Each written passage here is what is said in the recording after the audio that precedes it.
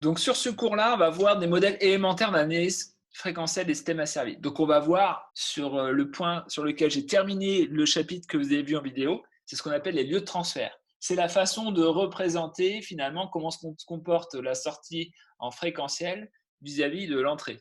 Donc on a vu ce qui comptait finalement, c'était le gain à la phase, parce qu'on sait que en imposant une pulsation donnée en entrée en régime permanent, j'aurai la même pulsation en sortie. Ce qui va différer, c'est le retard de la sortie par rapport à l'entrée et le rapport des amplitudes. Donc, il faut qu'on ait des outils pour quantifier ça. Et ça va dépendre de la pulsation. Donc, on va voir que l'outil intéressant, c'est le diagramme de Bode qu'on va utiliser. Et ensuite, on va voir comment construire les diagrammes de Bode dans des cas simples. Et puis après, on verra comment combiner tout ça sur des cas plus compliqués. Donc, je vais commencer par définir ce que c'est qu'un transfert, le diagramme de Bode que vous avez dû voir en physique. Donc, on a la sortie qui est sous cette forme-là, à condition que l'entrée était sous la forme E0 sinus oméga t. Donc, finalement, ce qui va différer entre la sortie et l'entrée, c'est le G qui est là, qui est le gain, qui est le rapport des amplitudes, et le phi. Et ça va dépendre, ces deux paramètres-là, en fait, ils vont dépendre de oméga. Donc, on a vu que dans la démonstration qui est accessible, que G, en fait, c'est le module de la fonction transfert lorsque je remplace P par J oméga. La fonction transfert, c'est bien ce qui définit le transfert entre l'entrée et la sortie. Et le phi, c'est la phase et c'est l'argument de la fonction transfert lorsqu'on remplace P par J oméga. Donc, pour ces deux diagrammes, les abscisses concernent oméga. Donc là, le choix qu'on va faire, c'est d'utiliser deux courbes, deux graphes, un qui va représenter le gain en fonction de oméga et l'autre qui va représenter la phase en fonction de oméga. Il y a un choix qui est fait quand même sur le diagramme de Bode, c'est qu'on n'exprime pas le gain en fonction de oméga, mais le 20 log du gain. Donc c'est ce qui permet d'avoir un gain en décibels. Et alors ça permet, si vous voulez, d'avoir des plages de gains assez importantes, assez étendues. En fait, on fait le choix d'une représentation logarithmique. Pas mal d'intérêt, notamment pour identifier le comportement des systèmes. Donc la première étape, ce qu'il faut comprendre, c'est que là, vous voyez, on ne parle plus de h de p, mais h de j oméga. Je vous avais dit en début d'année que la variable de Laplace, on pouvait lui donner une signification. Et bien là, voici physiquement, vous voyez, la variable de Laplace, on peut dire que c'est la pulsation complexe. C'est le choix qu'on en fait. Après, on peut voir ça comme une pulsation. Bien, alors si on reprend l'exemple du cours, donc la suspension, donc composée en parallèle d'un ressort et d'un amortisseur, on avait vu la fonction transfert la dernière fois. Si on exprime le gain en décibels et la phase, voilà ce qu'on obtient. Donc on a 20 log du module, de h de j oméga, et puis là on a remplacé p par j oméga à chaque fois. Donc là il y avait p à chaque fois, donc je l'ai remplacé. Alors l'intérêt de faire ça, en plus de passer en échelle logarithmique, on remarque que finalement là j'avais une fraction rationnelle, donc un quotient, il va se transformer en différence. Donc on va avoir des sommes de parties élémentaires qu'on pourra, si vous voulez, analyser et trouver. Et c'est pareil pour l'argument. L'argument d'un produit, c'est la somme des arguments, et l'argument d'un quotient, c'est la différence des arguments. Donc ça va être assez pratique, notamment graphiquement, on va pouvoir sommer en fait des courbes entre elles. Donc là, on remarque qu'on a de l'ordre 2, de l'ordre 1 en numérateur. Donc c'est des choses qu'il va falloir qu'on démontre. C'est ça qu'on va faire. C'est l'objet de ce cours en fait. L'objet de ce cours, c'est de voir ce qui se passe pour un ordre 1, un ordre 2. Finalement, ça, on ne le fera jamais directement. On passera plutôt par des diagrammes de Bode élémentaires. Donc c'est ce qu'on va essayer de faire ici. Donc voilà, les diagrammes de Bode élémentaires qu'on va voir ensemble. Alors c'est une liste non exhaustive. Il y en a d'autres qui existent, mais déjà en comprenant ces quatre choses-là, vous allez voir que vous allez pouvoir comprendre pas mal de choses. Que ce soit du gain pur, de l'intégrateur, du premier ordre, du second ordre, ça veut dire que ça va être associé à une fonction transfert bien particulière. Donc, le gain pur, c'est un gain K, donc positif. Donc, ça veut dire que la fonction transfert dans le domaine de Laplace, c'est une constante positive, K. Et donc, l'approche qu'on va utiliser, c'est, on a dit, on va remplacer P par J oméga. D'accord? Donc, ça fait qu'on passe de HP H de J oméga qui est égal à K. On a exactement la même chose. Donc ensuite, si on veut calculer le gain, c'est 20 log du module de H de J oméga, donc c'est 20 log de K. Et si on veut calculer la phase, c'est l'argument d'un réel pur positif, et c'est 0. D'accord? Donc le diagramme qu'on obtient, c'est celui-là. Voilà, le gain pur, une constante en gain, une constante en phase. 20 log de K, si ça veut dire du gain K, et puis 0. Bien. Donc on voit que ça n'introduit pas de déphasage, et que ça atténue ou amortit l'entrée selon la valeur de k. Si k est plus grand que 1, la valeur de k sera plus grand que 0. Donc là, on aura l'amplification de la sortie par rapport à l'entrée. Et si k est inférieur à 1, on aura un gain décibel inférieur à 0. Donc vous voyez, le gain en décibels, si on est positif, ça veut dire qu'on accentue le signal d'entrée. Si on est négatif, on l'atténue. L'intégrateur. Alors, un intégrateur pur, c'est 1 sur P. Donc là, je vous donne moi l'intégrateur dans le cas général, c'est-à-dire qu'on a éventuellement un gain en numérateur. Je remplace P par J oméga, voilà ce que j'obtiens. Et après, on va faire le même raisonnement. Et donc, il suffit de remplacer. Le module de J oméga, c'est oméga. Donc, ça fait 20 log de K moins 20 log de oméga. Alors, ça nous fait une droite affine. Pourquoi ça fait une droite affine? Parce que finalement, on a une échelle linéaire en abscisse. Vu qu'on est en échelle logarithmique en abscisse, on n'a pas une échelle linéaire en fonction de oméga, mais on a une échelle linéaire en fonction de log de oméga. Donc ça veut dire que ce que vous représentez linéairement en abscisse, c'est pas oméga, mais c'est log de oméga. Donc vous pouvez vous dire, par exemple, si ça peut vous aider, l'abscisse linéaire, c'est pas oméga, mais c'est log d'oméga. Ça veut dire que sur votre diagramme, vous pouvez vous dire que là, vous avez grand X qui est égal à log d'oméga. Voilà, et je vais mettre en rouge justement la valeur de X à chaque fois. La valeur de X, c'est le log du oméga. Donc là, c'est comme si j'avais 0. Là, c'est comme si j'avais 1. Là, c'est comme si j'avais 2. Et puis là, c'est comme si j'avais 3. Ça veut dire que si j'arrive à avoir quelque chose qui dépend de X, donc qui dépend de log d'oméga, j'aurai une expression affine. Et bien, c'est bien ce que j'ai ici. Finalement, j'ai moins 20 log de K qui est une constante, moins 20 fois X. X étant log d'oméga, donc c'est bien mon échelle linéaire en abscisse. Donc ça veut dire que ça correspond bien à une droite affine, donc avec une ordonnée à l'origine et coefficient directeur. C'est-à-dire que quand X croît de 1, le gain décroît de moins 20. Et quand X croît de 1, ça veut dire que log de oméga croît de 1, et le log d'une valeur croît de 1 lorsque la valeur est multipliée par 10. Donc c'est ce qu'on appelle une décade. Donc ça c'est le coefficient directeur, d'accord? Voilà, le coefficient directeur c'est le 20 qui est là, donc moins 20 dB par décade. Ensuite, soit on raisonne avec l'ordonnée à l'origine. Alors l'ordonnée à l'origine, attention, c'est l'origine du X. Donc ça veut dire que quand X ou log d'oméga c'est l'origine, donc ça veut dire que ça égale à 0, et bien ça correspond, c'est lorsque oméga égale 1. D'accord? Donc l'origine pour X, c'est oméga égale 1. Voilà, donc il faut bien faire attention à ça. Parce que l'origine en oméga, attention, quand oméga vaut 0, on est renvoyé à moins l'infini en échelle logarithmique.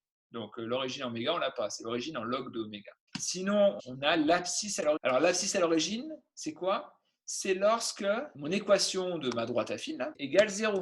Alors pour quelle valeur de oméga c'est égal à 0? Il suffit que oméga soit égal à k. Donc c'est ce que j'ai mis juste après. Donc c'est pour ça que là, vous avez de l'abscisse à l'origine, le k. Et là, l'ordonnée à l'origine, je ne l'ai pas mise. Mais on peut la calculer. Hein. On peut trouver la valeur de k. Ici, on a 1, 2, 3, 4, 5. Donc k égale 5. Donc, on a dit l'ordonnée à l'origine, c'est 20 log de k. Donc, c'est 20 log de 5. Que vaut log de 5? Donc, on va trouver 14. Donc là, il faudrait ici 14. Donc 14, on va être à peu près aux 2 tiers. Hein. Donc là, je vais le mettre à peu près, hein, la louche. Hein. Vous pouvez la rajouter, vous aussi. On va être par là, je pense. Hein. Et ça, on sait que ça sera à l'origine, on a dit de x, donc à l'origine de log d'oméga. Donc ça va être ici. Alors ça me fait 2 points de passage. Il y en a un qui est là. Et l'abscisse à l'origine, c'est pour quelle valeur de oméga le gain va être nul. Donc ça me fait mon deuxième point de passage. Donc on peut le faire comme ça. Et après, il suffit de relier ces 2 points, comme ça par exemple. Ça, c'est une première possibilité. Alors, vous avez dû voir quand vous étiez en primaire ou au collège, pour tracer une droite, qu'est-ce qu'il faut? Soit 2 points, donc vous voyez, là, ça marche, soit 1 point et une pente.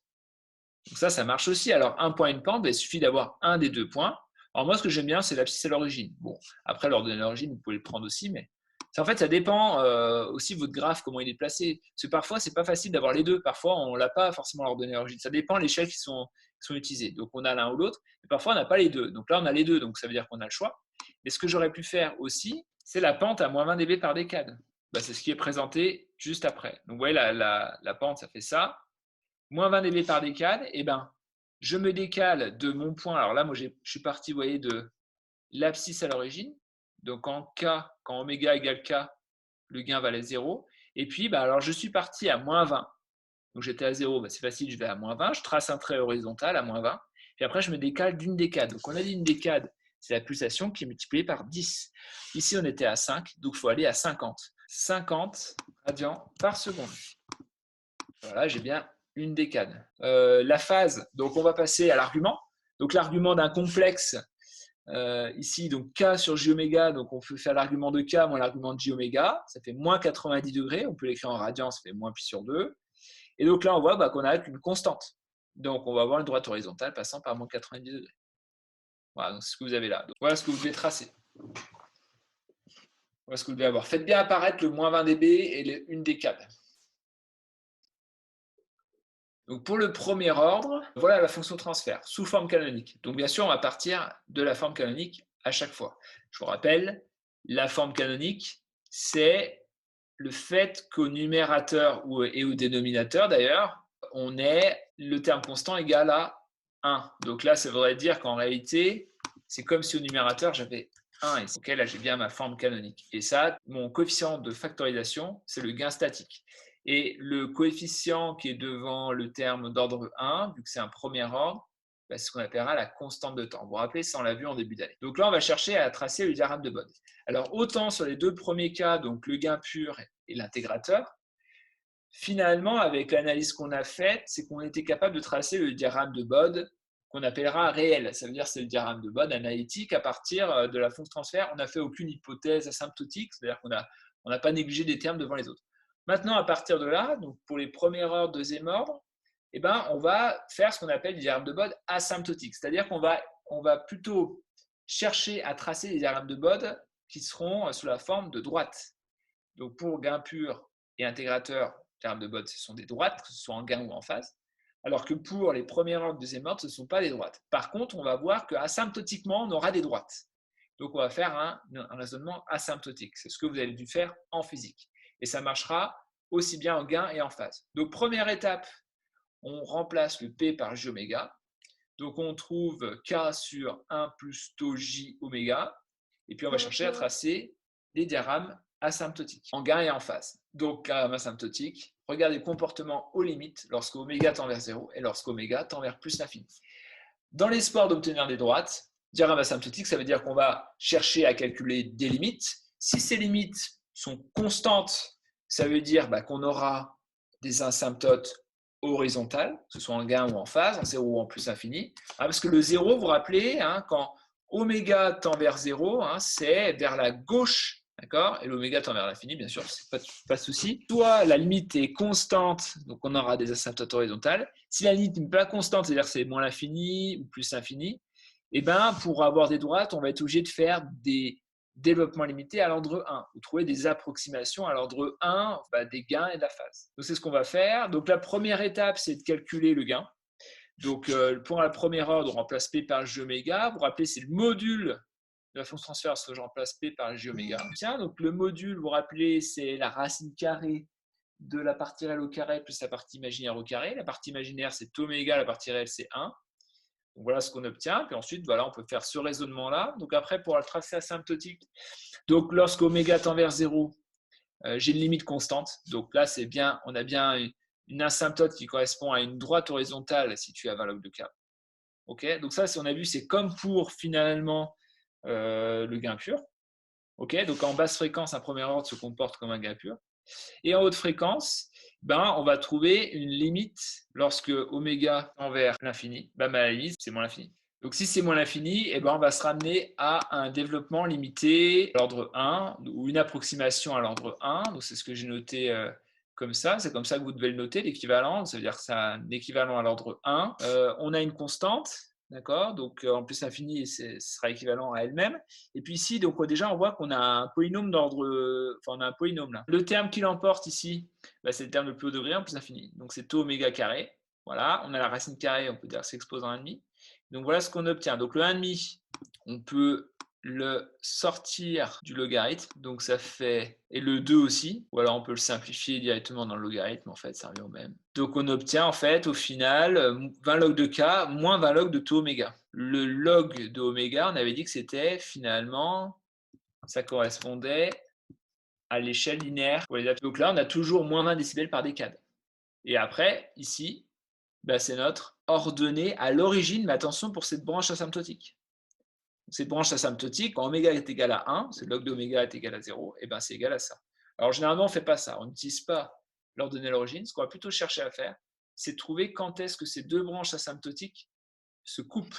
C'est ce qu'on appellera la pulsation de cassure. Pour quelle valeur d'abscisse deux équations de droite sont les mêmes, ou deux du coup de droite se coupent, ben c'est lorsque les deux équations de droite associées sont égales. Donc, il faut trouver quelle est la valeur de oméga pour que ces deux équations soient égales. C'est lorsque ce terme-là va s'annuler, lorsque oméga sera égal à 1 sur tau. Donc, c'est ce qu'on va avoir ici. C'est ce qu'on appelle la pulsation de cassure, lorsque les deux branches asymptotiques se coupent. Donc, au bilan, une première branche asymptotique horizontale pour les basses fréquences, une branche asymptotique oblique de pente moins 20 dB par décade qui va couper la branche horizontale en oméga égale 1 sur k. Donc on part de 20 log de k, on prolonge horizontalement à 20 log de k, et on sait qu'à 1 sur tau, on va partir avec moins 20 dB par décade, parce que c'est là que la deuxième branche asymptotique va couper. Donc ça veut dire que je suis ici, et je vais partir à moins 20 décibels par décade. Donc là, il faut compter, moins 20. Alors le mieux, c'est de mesurer. Par exemple, là, vous voyez, je peux prendre cette distance, je la reporte ici. Voilà, donc là, je me suis décalé de moins 20. Et puis après, il faut que je me décale d'une décade. Alors après, je peux mesurer horizontalement et me décaler comme ça. Et là, ça me fait un deuxième point de passage que je vais retrouver ici. Et après, j'ai plus qu'à tracer. J'ai plus qu'à relier mes deux points. Ici, c'est plus qu'un trait de construction en pointillé. J'ai mon tracé asymptotique, moins 20 dB, une décade. C'est ce qu'on obtient ici. Moins 20 décibels, une décade.